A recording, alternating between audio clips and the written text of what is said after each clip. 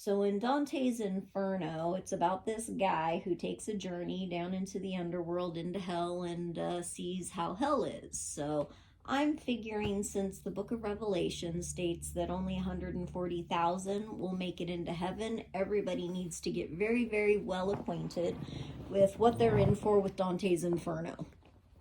While I really wanted to help humanity and believe the best in humanity, it seems humanity's turned its back on me. So now all I can do is, if the apocalypse is going to go down and nobody wants my help, the best I can do at this point, if I've been left here to die, is to let people know what they're in for. So the Antichrist could be arriving at any time. Some people predict possibly by Christmas.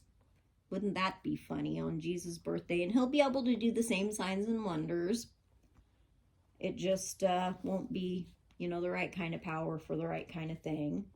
And he's supposed to go down into a temple in Israel and declare himself better than God and someone who has some weight in politics. But the fact that he can perform signs and wonders and will demand worship means that he also could, there could be a spiritual and a political component there with the Antichrist. So good luck with whoever that is. You guys are in for a whole new regime of fun shiznit up until people end up in the lake of fire.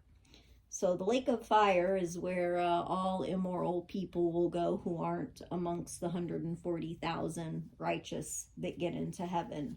And I know every religion has their belief that only their people will be the ones to get into heaven, and really that's not really how that works. It isn't necessarily based on religion, although I think people do have to believe in God and have lived as pretty gosh darn good lives.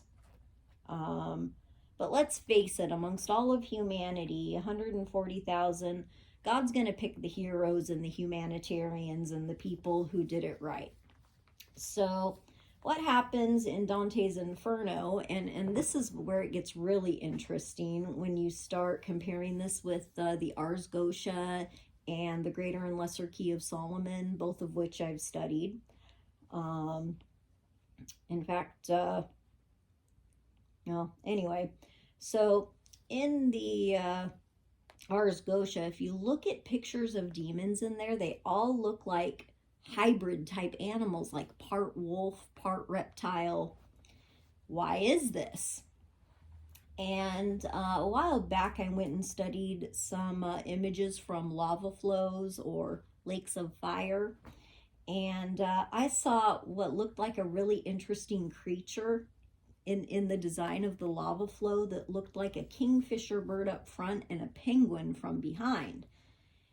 And so I went back over Dante's Inferno, and apparently what they do down in hell is they hack up bodies and make freaky chimeras, and then all the fallen souls get to inhabit those freaky bodies and live a life of excruciating pain and torture. I took a couple glimpses down there, and what I saw was horrifying. You guys are really in for it if you have not repented, if you have not been saved, and if you have lived immoral lives. It didn't sound pretty. It was lots of people screaming in agony. Remember that scene on American Horror Story Coven where they did the Decennium? And then they went down into hell and had to relive their worst things. Yeah, that was light. That was light comparatively. One girl, Misty, having to dissect a frog over and over again, and not wanting to do it, and she kept trying to bring it back to life, and she was just reliving that